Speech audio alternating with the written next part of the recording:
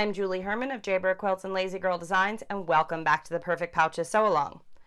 Now that we have all of our fabrics cut and prepped, it's time to begin putting our perfect pouch together. So we're going to take our zipper and our small rectangle and head on over to the machine. The following steps are the same regardless of which size perfect pouch you are making. You're going to begin with the small rectangle. You've cut things 3 different sizes. You're going to begin with the smallest piece and fold it in half, and your zipper. And the important part here is that your zipper is longer than this piece. Doesn't matter how much longer, as long as it is longer, so that we can avoid the pull and the stop here at this end. Those are the things that can make zippers complicated, and part of the beauty of perfect pouches is that we don't use those and we work around them. So open your piece up, take your zipper, and you're going to take it right up to that fold and bring this piece down. Then you just want to use your fingers to nicely nest that up there. You want to make sure while you're sewing it doesn't move away from the folds. You want to keep it nestled nicely into that fold. And then we are going to sew a 1/4 inch seam to secure our zipper into this piece. I'm going to use my walking foot. I find that works best to go over the bulk of having a zipper in here. You can use your 1/4 inch foot or whatever foot you find works best for you. I'm going to begin sewing on just the zipper tape, and then I will sew onto the project itself. No need to backstitch, as we will be sewing over these edges later on. So I'm just going to use my hand here to keep my zipper nicely nestled into that fold.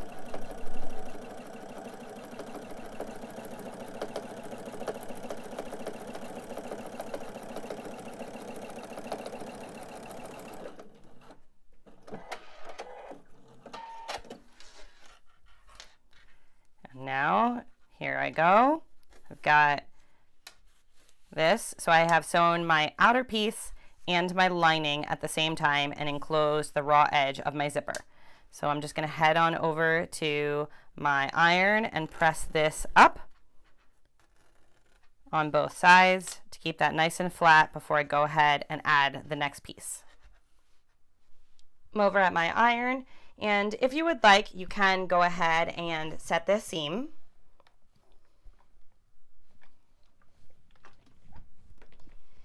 And then we're just going to press this up.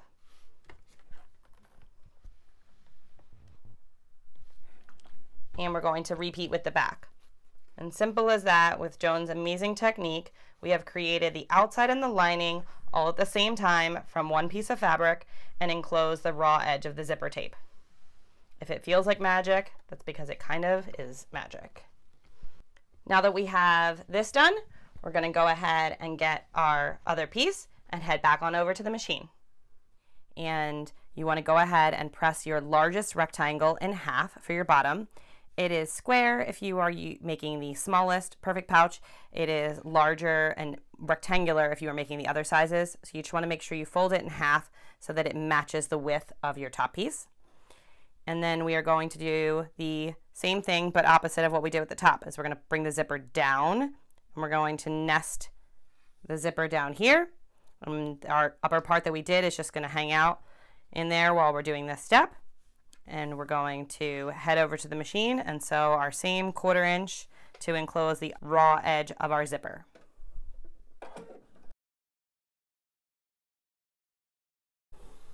And here we go. And so just as we did for the top, we've now sewn our outside and our lining at the same time. So I'm going to go ahead and go press this. And now we are going to just simply top stitch this in place. It can be anywhere between 1/4 and 1/8, just enough so that you get the rest of the zipper tape and the fabric all in your top stitching. I like to start on the edge, that way I don't end up with any thread nests directly on my piece. And I am going to lengthen my stitch to 3.0. I did 2.5 for the assembly up until now. You can do whichever one you prefer. I don't want to sew over my zipper tape here yet because my pull is still over here, and I'll still need to pull that onto my project. And if I was using a perfect pouch inside a pattern, like I showed in the previous sew along for a lily, this is where I would stop. I would then take this and put this into the project. I'll link to that video below. But if you are making a perfect pouch start to finish, you'll need some extra pieces. So I'm going to head back over to the cutting mat to show you where we go from here. So now that we have this top stitched and pressed, it's time to go ahead and put everything together. We are going to unzip our zipper about halfway. We want to make sure that our zipper is on our project, and we also want to make sure that it's out of the way of us sewing our seams. It's another part of the beauty of this project is that we really avoid the zipper as much as possible. Then we're going to flip that right sides down onto our little quilt sandwich that we already made. And so just a quick reminder, this is one piece of fabric, one piece of batting, and one piece of fabric. You can use fusible fleece if you like, but I find this is a great opportunity to use all those batting scraps that you get when you trim a quilt. And if you're anything like me, you've got a lot of those laying around. They are great to use for these perfect pouches. So then I'm just going to take some sewing clips and clip everything in place.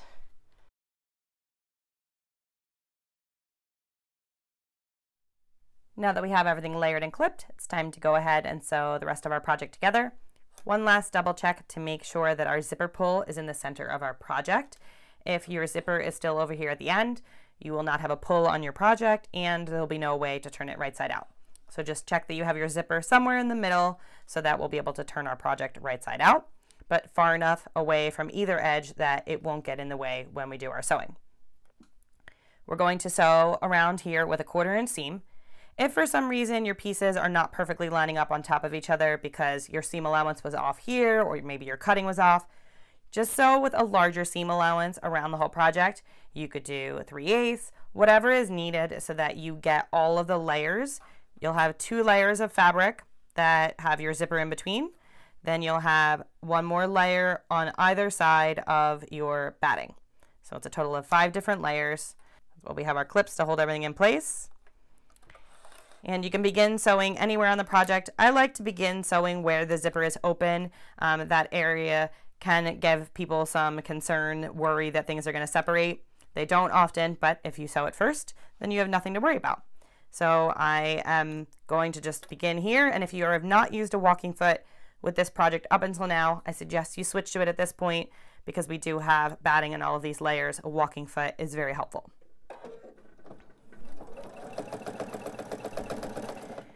And if you're worried about this area of the seam here, you can do some reinforcements and sew backwards.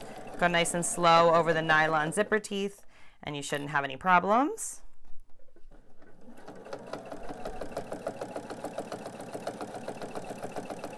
And then when I get to my corner, I'm just going to leave my needle down and pivot, turn my piece, and continue sewing. And you can reinforce your area near your zipper here as well if you'd like.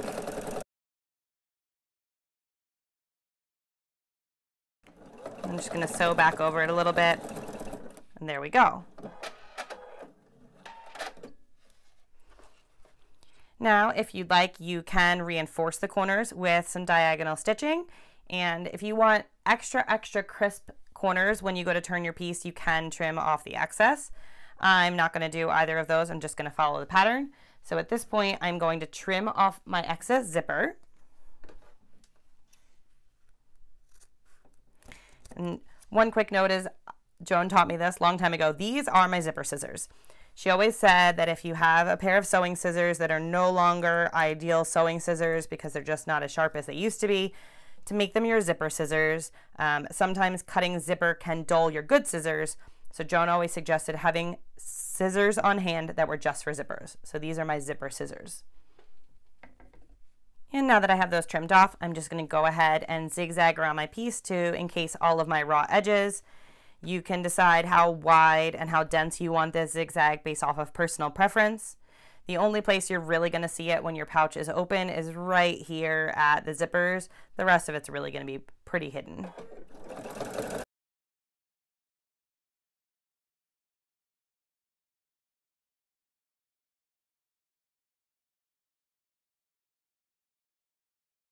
Normally I would do this all in a matching thread, but I put a contrasting thread in my bobbin just so that you could see what this looks like. So you see that's my straight 1/4 inch seam, and then there's my zigzag. And if you end up with little hairs like this, you can go ahead and trim them off before you turn your project right side out. And I like to put my hand in and open the zipper a little more, not all the way, but close to the edge. And then you just begin one corner at a time. And first I use my finger to press as far as I can, and then I'll usually get a tool to press things out a little more. This is where Joan would say patience and pressing. Joan was a big fan of pressing and knew that proper pressing really took something from looking homemade to looking handmade and looking amazing.